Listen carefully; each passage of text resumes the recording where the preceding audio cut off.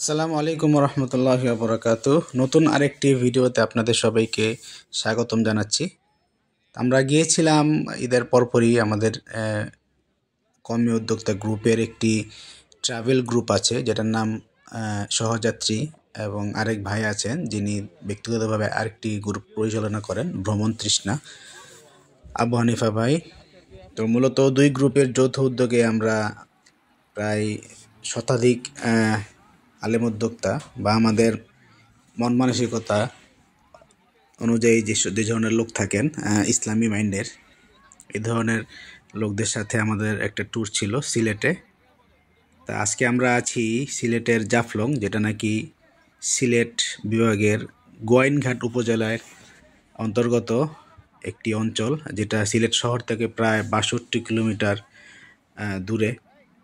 এখানে মূলত ভারতের পাহাড় এবং নদীর অপূর্ব একটি মিলন মেলা। এখান থেকে ভারতের ডাউকি নদী থেকে এই পানিগুলো এখান থেকে প্রবাহমান হয়। তো মূলত রিফ্রেশমেন্টের জন্য আমরা গিয়েছিলাম। আর ঝর্ণা বা ঝিরির পানি যেহেতু অনেক ঠান্ডা, এটা যারা গিয়েছেন অবশ্যই জানেন, এবং বাংলাদেশের খুব অন্যতম একটি পর্যটন স্থল। প্রচণ্ড জোয়ার ছিল, যেখানে দেখতে পাচ্ছেন এখানে বড় বড় নৌকাগুলো এবারে মেশিন ছাড়াই কিন্তু জোয়ারের টানে চলে যাচ্ছিল, এবং ওইখান থেকে যারা ফিরছিল আসতে খুবই কষ্ট হচ্ছিল। আমরা মোটামুটি সিলেট শহর থেকে সকালবেলায় আমরা রওনা হয়ে যাই, এবং সেখানে আমরা জাফলং এই পানিতে আমরা প্রায় 2 থেকে 3 ঘন্টার মতো আমরা ছিলাম। সারাদিন এখানটায় আমরা গোসল করি, অনেক মজা করি, এবং সেটা কিন্তু দরকার আছে। আপনি যারা কাজ করেন, বিভিন্ন ব্যস্ততা আপনাদের সময় কাটে, মাঝে মাঝে এবং রিফ্রেশমেন্ট ট্যুর দিলে আপনার মন এবং দেহ প্রাণ সবগুলো ভালো থাকবে।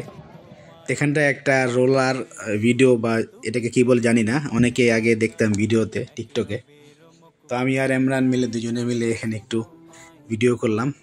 তো পড়তে পড়তে আমাদের জোহরের নামাজের সময় হয়ে যায়। আমরা জোহর নামাজ জাফলংয়ের বাস স্ট্যান্ডের ঠিক পাশে এই মসজিদটি অবস্থিত, একেবারে ভারতীয় সীমান্ত ঘেঁষা এলাকা। এখান থেকে ওই যে ভারতের সীমান্তে বা ভারতের পাহাড় কিন্তু দেখা যায়। এই যে এখানে ভারতের সীমানা অতিক্রম করা নিষেধ।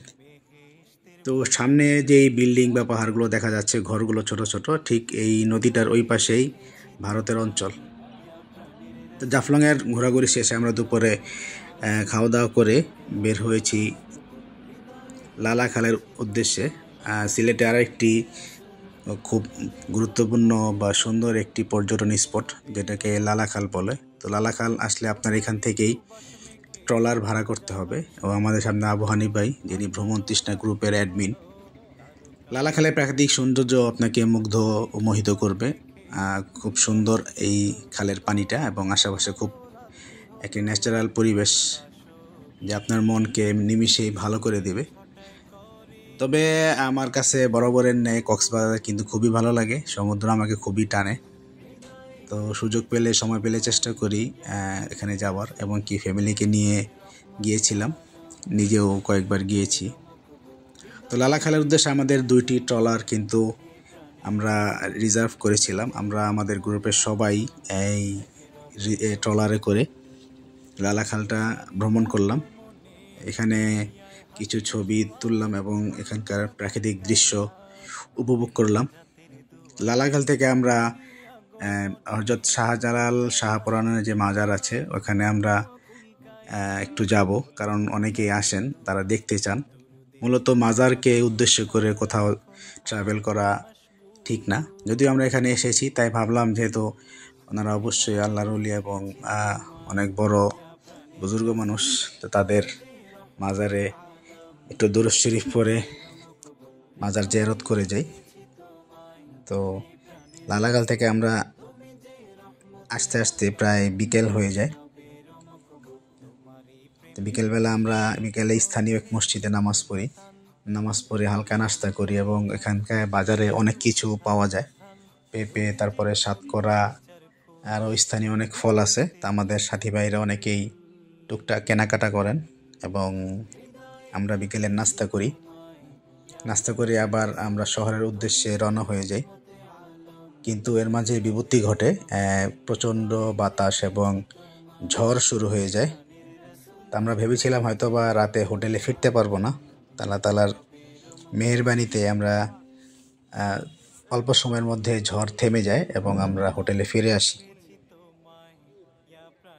তো এখানটায় ইমরান দাঁড়িয়েছে কিছু ছবি তোলার জন্য। পিছনে দেখতে পাচ্ছেন পানিগুলো একেবারেই নীল কালার, সম্ভবত ভিডিওতে এটা একটু সবুজ দেখাচ্ছে, মূলত অনেকটাই হালকা আকাশি বা নীল কালারের মতো। পানিটা খুবই পরিষ্কার। এখানটা একটা টিলার মতো আছে যেখানে সবাই এসে থামে এবং এখানে দাঁড়িয়ে কিছু ছবি তোলে। তা আমার মোবাইলে মানে একই সাথে 2 ক্যামেরায় ভিডিও করা যায়, যে যদি অপশনটা আগে থেকে ছিল, কিন্তু আমার আসলে কখনো ভিডিও করা হয়নি। তো ভাবলাম একটু দুটো ক্যামেরা একসাথে ভিডিও করি, স্মৃতি হিসাবে রেখে দেব। সূর্য প্রায় অস্ত যাবে, শেষ মুহূর্তে দিনের শেষ সূর্য অস্ত যাওয়ার জন্য রেডি। আমরাও আমাদের গন্তব্যে ফেরার জন্য রেডি। আজকে আমরা রাতেই ঢাকা ব্যাক করব ইনশাল্লাহ। আগামীকাল সকালের মধ্যেই নারায়ণগঞ্জে উপস্থিত থাকব, যেহেতু আমাদের ছুটিও শেষ, আমাদের কাজ শুরু হয়ে যাবে, ব্যস্ততা শুরু হয়ে যাবে। তো যেটা বলছিলাম, আমরা আসরের নামাজ কিন্তু এই মসজিদটায় পড়েছি। লালাখাল থেকে উঠে আমরা এই স্থানীয় মসজিদটায় আসরের সালাত আদায় করি সবাই মিলে। এই সামনে একটা সুন্দর ঘাটলা আছে, যেখানটায় অনেকে অজু করেছে। যদিও আমরা সামনে চাপকল ছিল, চাপকল থেকে অজু করি। তারপরে স্থানীয় বাজারে এই পেঁয়াজুগুলো পাওয়া যায়, এগুলো 1 টাকা করে। যদিও বর্তমান বাজারে 1 টাকার কোনো জিনিস আসলে পাওয়া যায় না, তো আমরা এখানটায় দেখেছিলাম এখানে 1 টাকা করে পেঁয়াজুগুলো বিক্রি করছে। রাতে আমরা 5 ভাই রেস্টুরেন্টে খাওয়া দাওয়া করি এবং এই মশলা চাটা পান করি। এবং এটা হলো সম্ভবত 6 করা দাম, 7 করার অনেক দাম, এর জন্য আসলে 7 করা নিতে পারিনি এবং পাওয়া যায়নি। তো আরেকজন বললো এটা নেন, এটাও 7 করার মতো, এটার নাম 6 করা। তো এটাই নিয়ে আমরা নারায়ণগঞ্জের উদ্দেশ্যে রওনা হই। তা আবার দেখা হবে, কথা হবে কোনো ব্লগে।